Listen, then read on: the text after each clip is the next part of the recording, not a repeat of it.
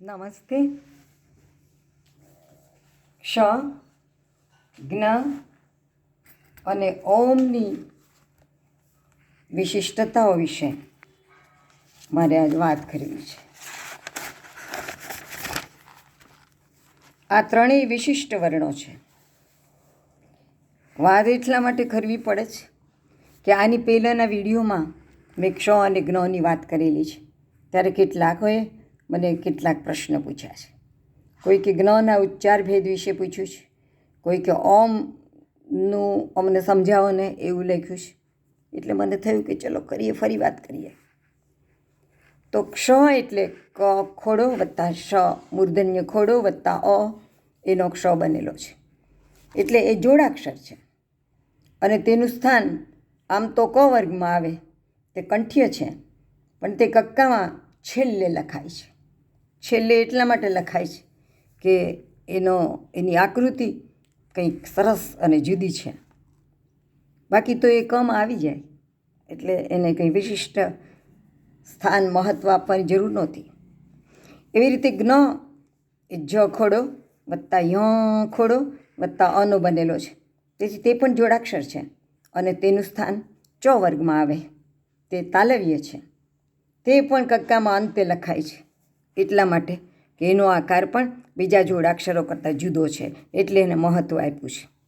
બીજા જોડાક્ષરોમાં આપણે કોણ કયા વર્ણ સાથે જોડાયો છે તે કહી શકીએ, પણ આ ક્ષ અને જ્ઞમાં કાંઈ કહી શકીએ નહીં. કોઈકને પૂછવું પડે આપણે.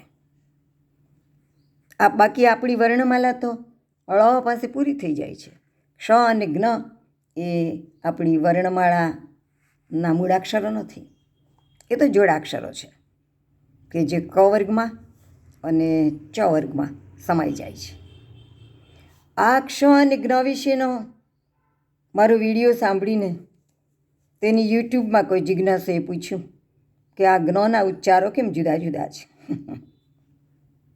આપણે એને જ્ઞ કહીએ છીએ, હિન્દી ભાષીઓ એને ય જ્ઞ કે જ્ઞ, અને રામદેવ બાબાને આપણે સાંભળીએ તો એનો ઉચ્ચાર જ્ય કરે છે. મને એમનો ઉચ્ચાર વધારે સાચો લાગે છે.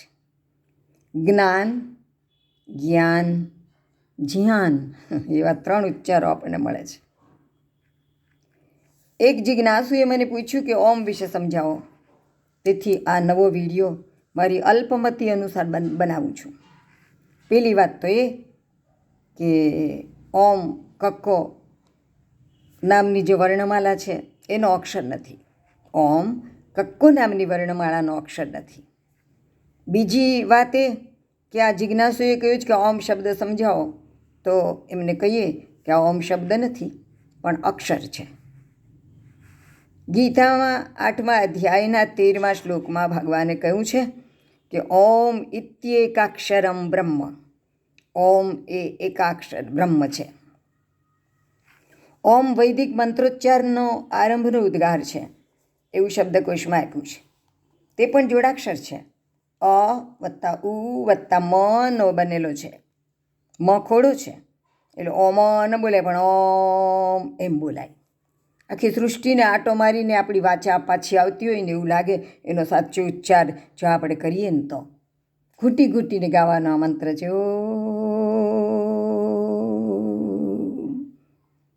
ઓ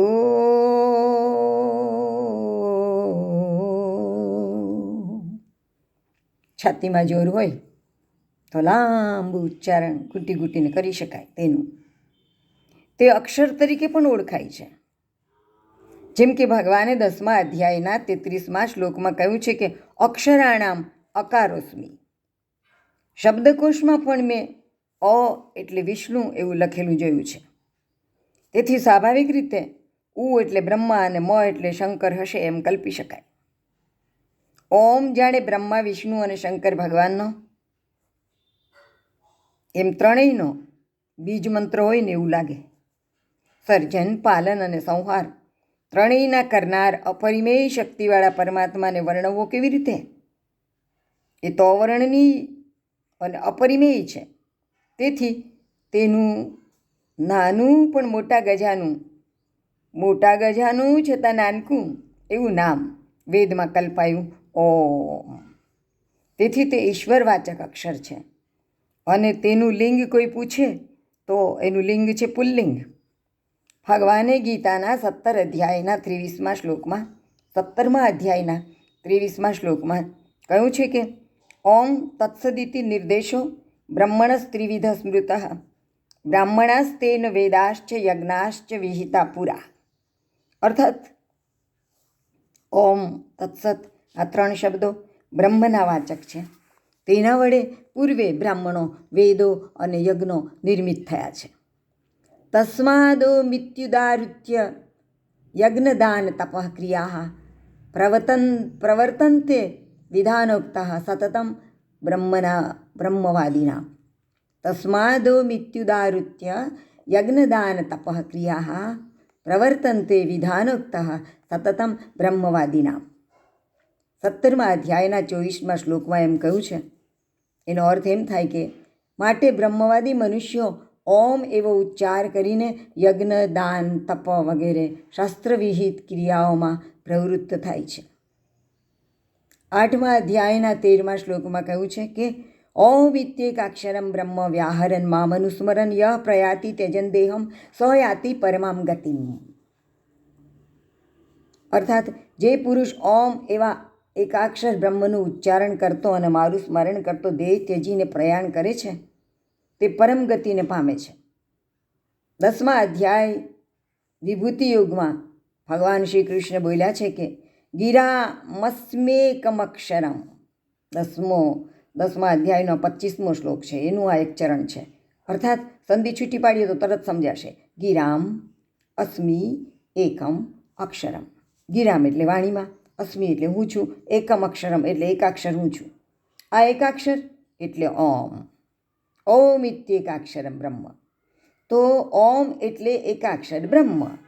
મારા પિતાશ્રીના કાકાના દીકરા ભાઈ સ્વર્ગસ્થ યશવંતરાય હદ, હવે અમે એને યશુ કાકા કહેતા, આખો વખત ઓમ ઓમ ઓમ જપા કરતા. મેં તેનું કારણ પૂછેલું તો એમણે કહેલું કે મૃત્યુ સમયે આ હું બોલી શકું ને એટલા માટે હું સતત એ બોલવાની ટેવ પાડું છું. મારા દાદા પૂજ્ય જયકૃષ્ણ ભદવે પણ કંઈક તકલીફમાં આવે ત્યારે મોટેથી ઓમ ઓમ ઓમ ઓમ બોલવા માંડતા. મારા પિતાશ્રીની અંતિમ ઘડીએ એમના કાનમાં મેં મોટેથી ઓમનો ઘોષ કરેલો. તો ઓમ એટલે એકાક્ષર બ્રહ્મ. આપણે પણ ઓમ એનું ઉચ્ચારણ કરવું જોઈએ. જય શ્રી કૃષ્ણ.